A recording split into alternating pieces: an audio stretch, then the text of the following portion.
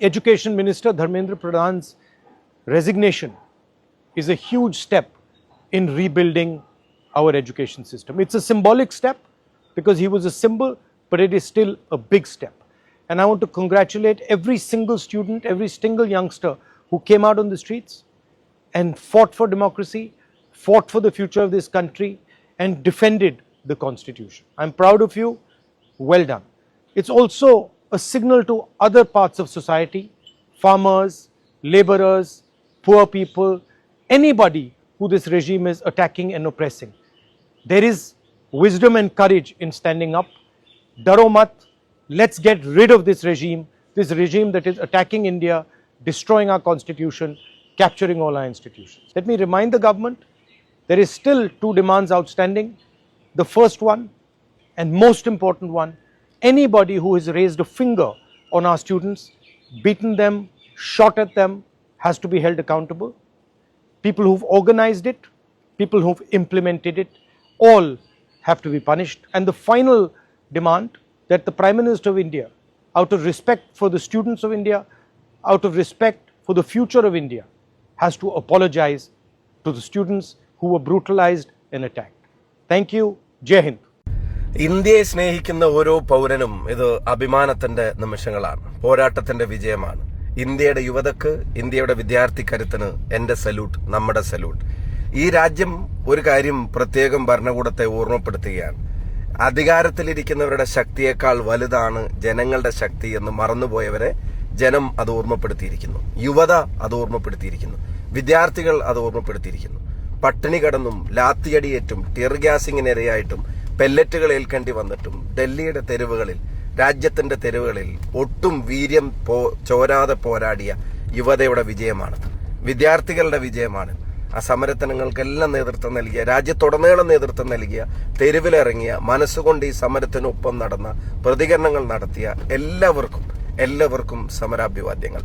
ഒപ്പം ഇന്ത്യയുടെ യുവതയെ, രാജ്യത്തിന്റെ വിദ്യാർത്ഥി ശക്തിയെ അധികാരത്തിന്റെ ഹുങ്ക് ഉപയോഗിച്ച് തെരുവിൽ തല്ലി തോൽപ്പിക്കാൻ തീരുമാനിച്ച ഒരു ഭരണകൂടത്തോട് ഈ നാട്ടിൽ ആ ചെറുപ്പക്കാരെ അതിക്രൂരമായി മർദ്ദിച്ച് അവരുടെ പോരാട്ടങ്ങൾക്ക് അവസാനം കുറിച്ചിട്ട് വിദ്യാർത്ഥികളെക്കാളും പ്രധാനാണ് എന്ന് കരുതിയ പ്രധാനമന്ത്രിക്ക് സ്വന്തം നിലപാട് തിരുത്തേണ്ടി വന്നതിന്റെ പിന്നിൽ പാറ പോലെ ഉറച്ച നിലപാടുകളുമായി വിദ്യാർത്ഥിക്കൊപ്പം നിന്ന ഇന്ത്യയുടെ പ്രധാനമന്ത്രിയുടെ വസതിയുടെ മുമ്പിൽ നിന്ന് ഈ യുവതയ്ക്ക് വേണ്ടിയുള്ള പോരാട്ടത്തിൽ നിന്ന് 1 ഇഞ്ച് പുറകോട്ട് പോകില്ലെന്ന് പറഞ്ഞ പ്രിയപ്പെട്ട രാഹുൽ ഗാന്ധിയുടെ നേതൃത്വത്തിലുള്ള പ്രതിപക്ഷ പ്രസ്ഥാനങ്ങൾക്ക്, പ്രിയപ്പെട്ട ജനപ്രതിനിധികൾക്ക്, പൊതുപ്രവർത്തകർക്ക്, മാധ്യമപ്രവർത്തകർ, ഈ സമരത്തിനൊപ്പം നടന്നവർക്ക് എല്ലാവർക്കും സമരാഭിവാദ്യങ്ങൾ.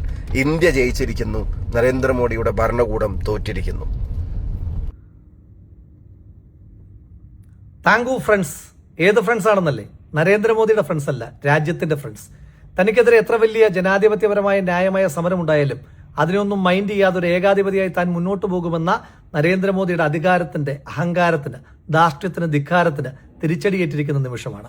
ആ തിരിച്ചടി കൊടുത്തത് ഈ രാജ്യത്തെ ചെറുപ്പക്കാരായ വിദ്യാർത്ഥികളാണ്. ഒഡീഷയിൽ എപ്പോഴോ നേടിയ ഒരു വിജയത്തിന്റെ പേരിൽ തന്റെ കണ്ണിലെ കൃഷ്ണമണി പോലെ ധർമ്മേന്ദ്ര പ്രധാൻ എന്ന വിദ്യാഭ്യാസവുമായി ഒരു ബന്ധവുമില്ലാത്തൊരു വ്യക്തിയെ വിദ്യാഭ്യാസ മന്ത്രിയാക്കി തുടർച്ചയായി ചോദ്യപേപ്പർ ചോർച്ചയുണ്ടായിട്ടും സംരക്ഷിച്ചു നിർത്തിയ നരേന്ദ്രമോദിയാണ് ഇപ്പോൾ തോറ്റുപോയിരിക്കുന്നത്. ധർമ്മേന്ദ്ര പ്രധാൻ രാജിവെച്ചു എന്ന് അറിയുന്ന ഈ നിമിഷം അത് ഈ രാജ്യത്തെ വിദ്യാർത്ഥികളുടെ സമരത്തിന്റെ വിജയമാണ്. മിസ്റ്റർ മോദി, ഈ രാജ്യത്തിന്റെ ഒരു പ്രത്യേകതയുണ്ട്. ഈ രാജ്യത്തിന്റെ ജനാധിപത്യത്തിന്റെ ഒരു പ്രത്യേകതയുണ്ട്. ഈ രാജ്യത്തെ രാഷ്ട്രീയ പാർട്ടികൾ തോറ്റുപോയിട്ടുണ്ട്. ഈ രാജ്യത്ത് രാഷ്ട്രീയ നേതാക്കന്മാർ തോറ്റുപോയിട്ടുണ്ട്. പക്ഷേ ന്യായമായി നടത്തിയ ഒരൊറ്റ സമരം പോലും തോറ്റുപോയ ചരിത്രമില്ലാത്ത രാജ്യമാണ് ഇന്ത്യ മഹാരാജ്യം. ബ്രിട്ടീഷുകാർക്കെതിരായിട്ട് സമരം ചെയ്ത് വിജയിച്ച ഞങ്ങൾക്ക്, ബ്രിട്ടീഷുകാരുടെ ഷൂ നക്കിയ നിങ്ങൾക്കെതിരായിട്ട് സമരം ചെയ്ത് വിജയിക്കുവാൻ വലിയ പ്രയാസമൊന്നുമില്ല എന്ന് നിങ്ങൾ മനസ്സിലാക്കേണ്ടതായിട്ടുണ്ട്. സമരം ചെയ്ത ആളുകളെ നിങ്ങൾക്ക് ചൈനീസ് ചാരന്മാരെന്ന് വിളിക്കാം, പാകിസ്ഥാന്റെ ഒറ്റുകാരെന്ന് വിളിക്കാം, അമേരിക്കയുടെ പണം പറ്റുന്നവരെന്ന് വിളിക്കാം, രാജ്യദ്രോഹികളെന്ന് വിളിക്കാം, ദേശവിരുദ്ധരെന്ന് വിളിക്കാം, തീവ്രവാദികളെന്ന് വിളിക്കാം.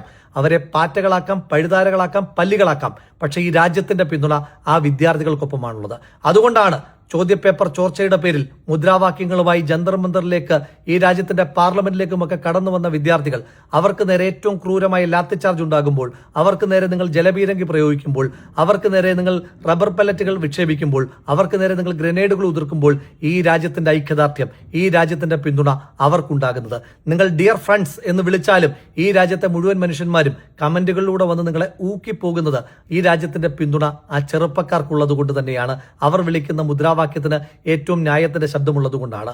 ഒരുപക്ഷെ ഉറക്കമുളച്ച് പഠിച്ച് പരീക്ഷ എഴുതി പാസ്സായതിനു ശേഷം ചോദ്യപേപ്പർ ചോർന്നു എന്നതിന്റെ പേരിൽ പരീക്ഷ വീണ്ടും നടത്തണമെന്ന് പറയുമ്പോൾ ഉണ്ടാകുന്ന വിദ്യാർത്ഥികളുടെ സമ്മർദ്ദം നിങ്ങൾക്ക് മനസ്സിലാകണമെന്നില്ല. ഗുജറാത്തിലെ ചോര കണ്ടു മറന്ന നിങ്ങൾക്ക് ഈ രാജ്യത്ത് ചോദ്യപേപ്പർ ചോർച്ചയുടെ പേരിൽ ആത്മഹത്യ ചെയ്ത 22 ചെറുപ്പക്കാരുടെ വേദന എന്താണെന്ന് മനസ്സിലാകണമെന്നില്ല.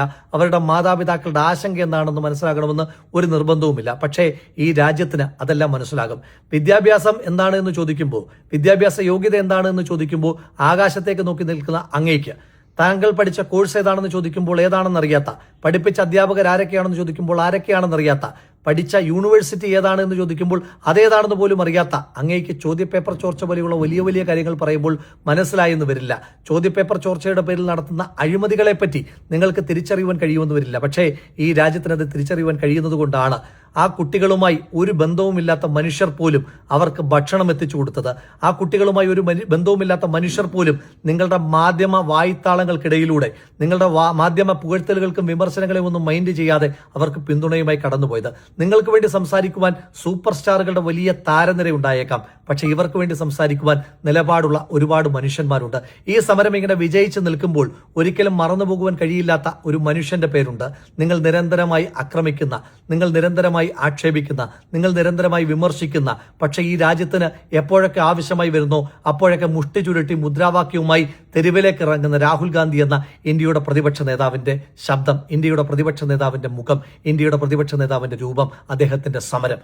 വിദ്യാർത്ഥികൾ ജന്തർ മന്ദറിലെ ഏറ്റവും ക്രൂരമായ അക്രമം നേരിടുമ്പോൾ ആ രാത്രിയിൽ തന്നെ സമരത്തിന് പിന്തുണയുമായി കടന്നു വന്ന രാഹുൽ ഗാന്ധിയുടെ ആ നിമിഷം മുതൽ ഈ സമരം ടോപ്പ് ഗിയറിലേക്ക് പോവുകയും ടോപ്പ് ലെവലിലേക്ക് ആവുകയും ചെയ്തതാണ്. അവിടെ വെച്ച് ഈ രാജ്യം തിരിച്ചറിഞ്ഞതാണ്, അവിടെ വെച്ച് ഈ രാജ്യം എഴുതിയിട്ടതാണ് ഈ സമരം തോൽക്കുവാൻ പാടില്ല. ഇപ്പോൾ ധർമ്മേന്ദ്ര പ്രധാൻ രാജിവെക്കുമ്പോൾ അത് രാഹുൽ ഗാന്ധിയുടെയും ഈ രാജ്യത്തെ വിദ്യാർത്ഥികളുടെയും ഏറ്റവും വലിയ സമരത്തിന്റെ വിജയമാണ്. ആ സമരത്തിന് എല്ലാവിധമായ ഹൃദയാഭിവാദ്യങ്ങളും ഒരിക്കൽ കൂടി പറയുന്നു. നരേന്ദ്രമോദി നിങ്ങളുടെ കൗണ്ട് ഡൗൺ ആരംഭിച്ചിരിക്കുകയാണ്. ഈ രാജ്യത്ത് നിങ്ങൾ കെട്ടിപ്പൊക്കിയ കോട്ടകൊത്തളങ്ങൾ, ഫാഷിസ്റ്റ് കോട്ടകൾ, അതൊന്നൊന്നായി തരിപ്പണമാകുവാൻ പോവുകയാണ്. അത് തകർക്കുവാൻ പോകുന്നത് നിങ്ങൾ പാറ്റകളെന്നും പഴുതാരകളെന്നും പല്ലികളെന്നും വിളിക്കുന്ന, നിങ്ങളുടെ നേതാക്കൾ ഇത്തിരിപ്പോന്ന പിള്ളേരെന്ന് വിളിക്കുന്ന ആ കുട്ടികൾ തന്നെ വന്ന് നിങ്ങളുടെ സിംഹാസനത്തെ തകർത്ത് തരിപ്പണമാക്കി നിങ്ങളെ താഴെ ഇറക്കും. അപ്പോൾ ഈ സമരത്തിന് സമരാഭിവാദ്യങ്ങൾ.